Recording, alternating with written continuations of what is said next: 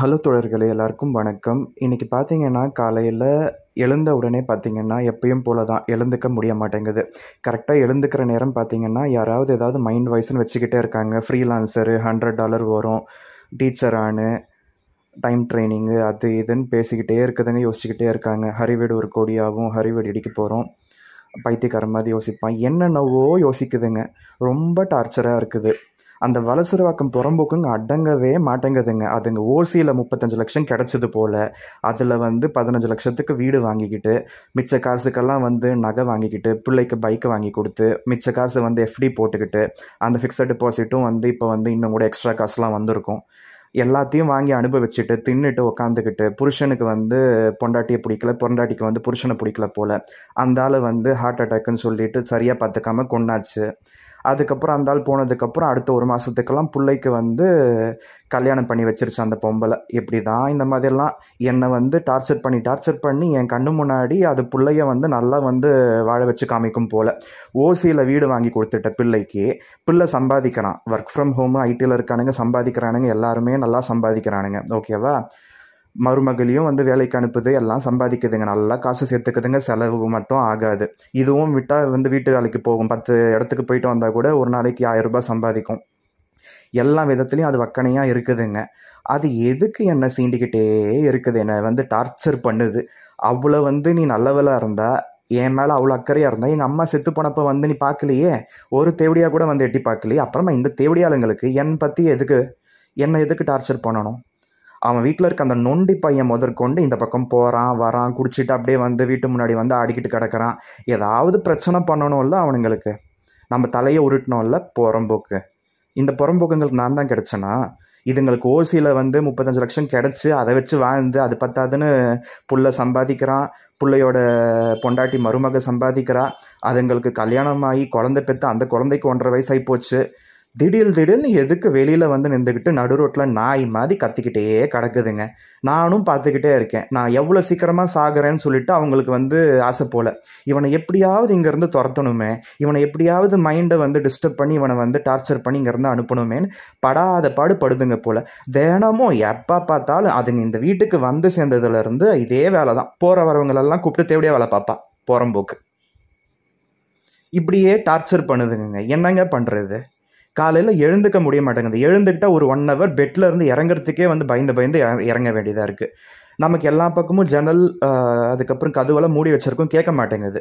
கரெக்டாக பாத்ரூம் போனால் அது எங்கேயோ நின்றுக்கிட்டு கத்திக்கிட்டே இருக்குது. நாய் வல்வல்னு கத்துது, அந்த நொண்டி பையன் கத்துறான், அந்த பொம்பளை கத்துது, இல்லைனா அந்த வீட்டு பொட்டை அங்கங்கே எட்டி பார்க்குறான், கண்டதையும் யோசிக்கிறான். இப்படியே டார்ச்சர் பண்ணுதுங்க புறம்போக்குங்க.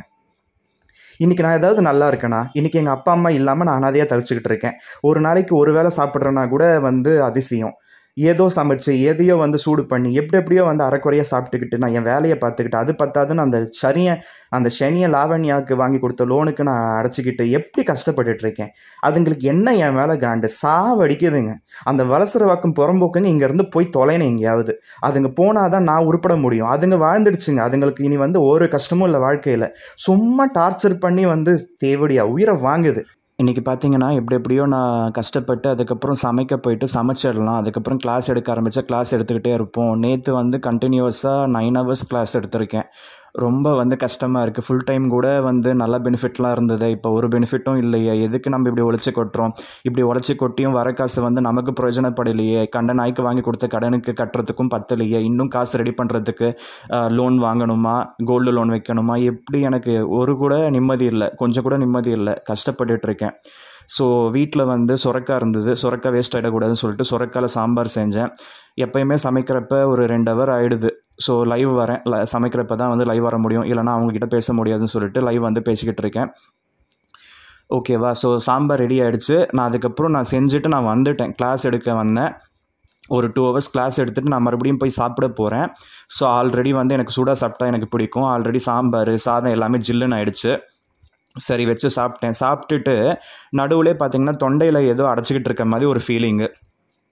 திடீர்னு என்னுடைய ரைட் சைடு தொண்டையில் ஏதோ முள் மாட்டிக்கிட்டு இருக்க மாதிரி நானும் எப்படியோ வந்து நிறைய சாதத்தை வந்து எடுத்து திணிக்கிறேன், முழுங்குறேன், தண்ணி போடுறேன், அதாவது தண்ணி வந்து குடிக்கிறேன். அப்போ கூட எனக்கு சரியாகலை. அந்த ரைட் சைடு அந்த நெக்கு கிட்ட ஏதோ அடைப்பு இருக்குது.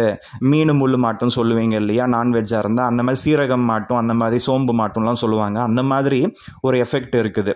அது என்ன ஆச்சுன்னு தெரியல. நானும் வந்து அது வேற உள்ளுக்குள்ளே ஒரு ஆங்ஸைட்டி வந்து மூச்சு கூட விட முடியாத அளவுக்கு பயந்துட்டேன். அதுக்கப்புறம் இந்த பஜாஜ் ஹெல்த் இன்சூரன்ஸ்க்கு அதில் டெலிகன்சல்டேஷன் நான் டாக்டருக்கு புக் பண்ணி நான் பேசியிருந்தேன்.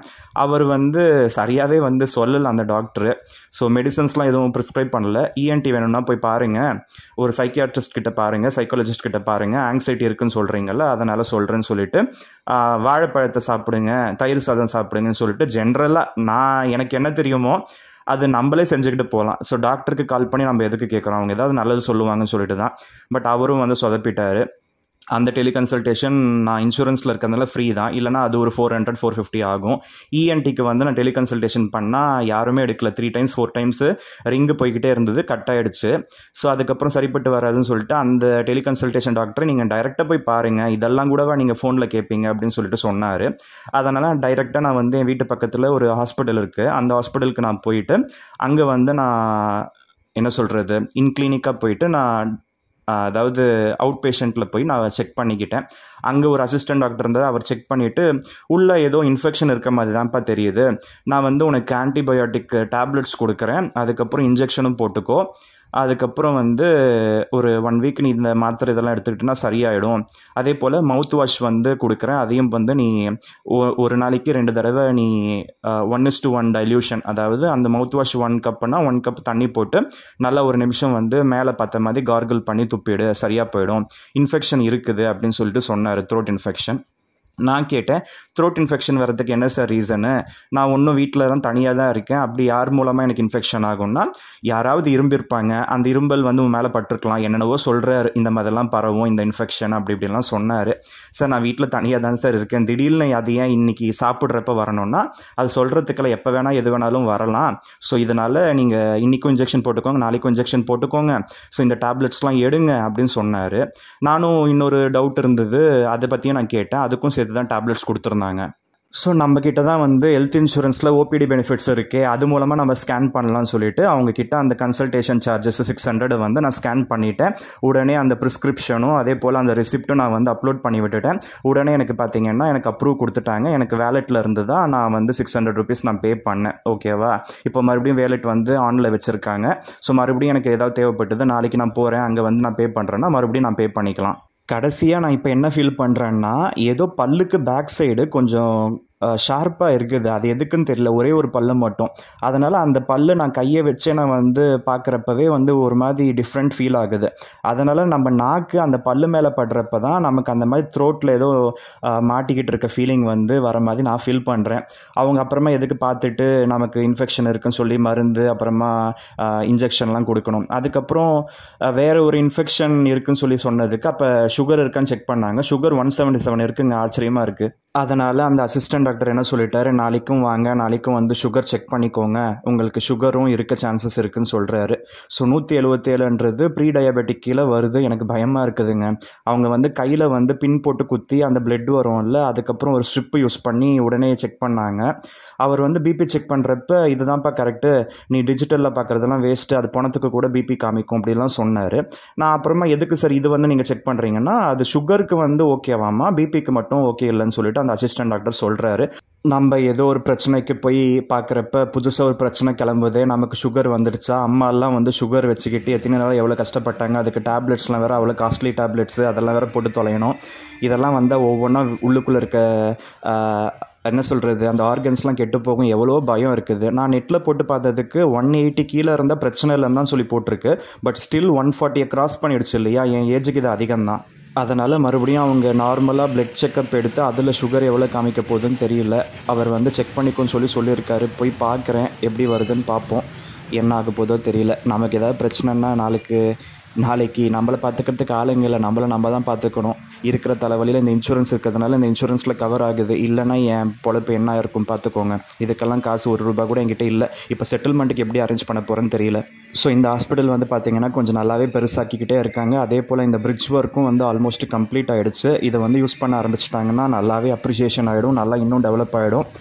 அதே மாதிரி இந்த கடையில் வந்து விவோ V21க்காக நான் பேக் கவர் கேட்டிருக்கேன். அது அவங்க ஆர்டர் பண்ணி தான் வாங்கி வைப்பாங்க போல்.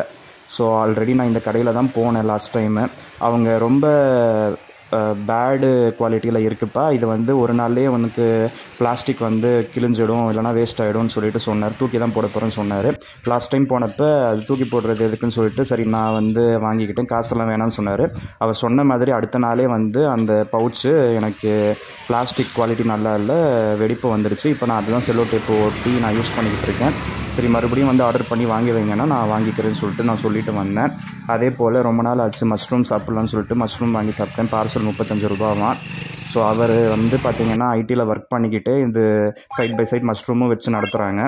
ஸோ ஒரு பெரிய கடையில் நிறைய காசு கொடுத்து வாங்கி சாப்பிட்றதுக்கு இந்த மாதிரி என்ன சொல்கிறது, தள்ளு வண்டியில் இருக்கிறதே கூட வாங்கி சாப்பிட்லாம், அவங்களுக்கும் பெனிஃபிட் நமக்கும் பெனிஃபிட்னு தோணுச்சு. பட் இதெல்லாம் வந்து எந்தளவுக்கு உடம்புக்கு நல்லதுன்னு தெரியல. நம்ம ஹெல்த்தை நம்ம பார்த்துக்க வேண்டியது அவசியம்.